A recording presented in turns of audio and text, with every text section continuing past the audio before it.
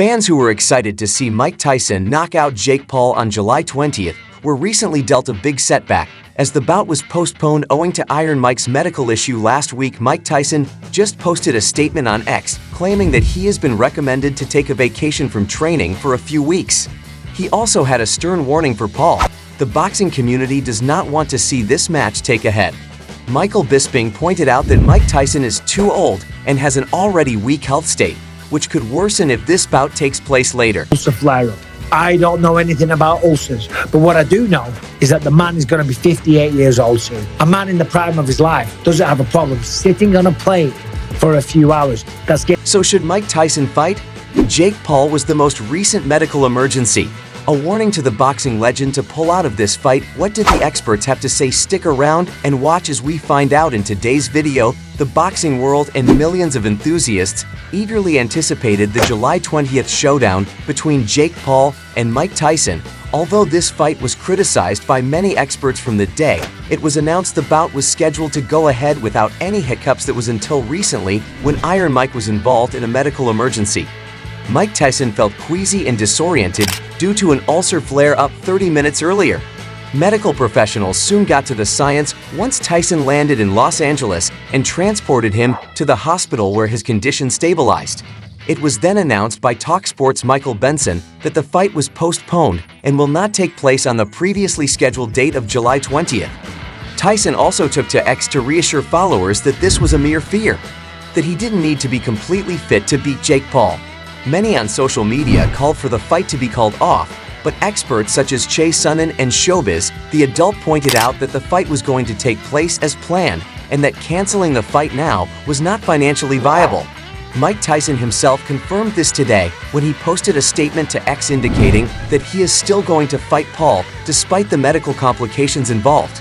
This may have bought you some time, but in the end, you will be knocked out and out of boxing forever.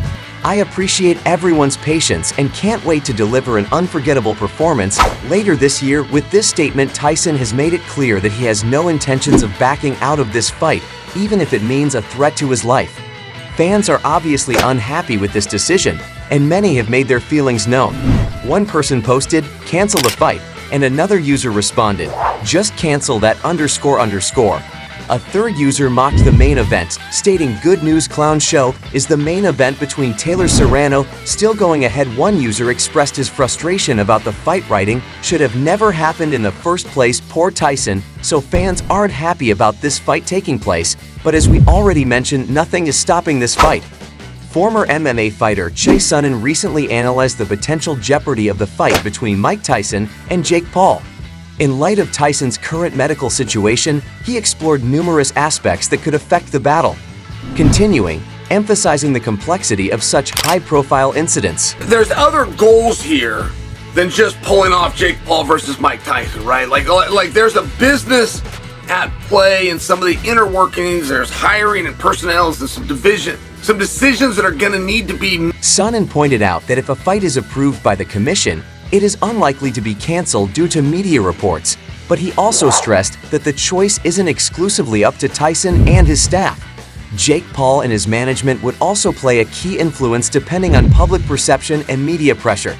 He explained that the media could escalate the situation by releasing more details and footage, which could create a narrative that Tyson is unfit to fight.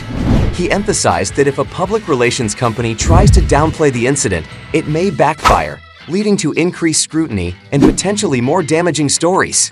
Sonnen emphasized that, while the commission normally does not cancel fights based on internet posts, they may reconsider if substantial proof or public pressure develops, even if it leads to legal battles later. Sonnen also speculated on the business implications and logistics of replacing Tyson if the fight can't go ahead. He mentioned the possibility of elevating another fighter, such as Amanda Serrano, who is on the undercard, or even bringing in a new main event. He acknowledged that finding a suitable replacement for Tyson is challenging due to his unique draw and legacy. Sonnen proposed names like Darren Till, though he admitted it's a stretch. He also considered George Masvidal and Nate Diaz, but understanding their contractual issues with the UFC, eventually he proposed Mike Perry as a plausible alternative because of his availability and repute that might meet both the promotional and competitive components required to replace Tyson is effective. Sonnen finished by emphasizing the necessity of having a backup plan and the likelihood that such a contingency might already be in place. He highlighted the importance of selecting a replacement who not only satisfies the event standards but also preserves the fight's credibility and attractiveness.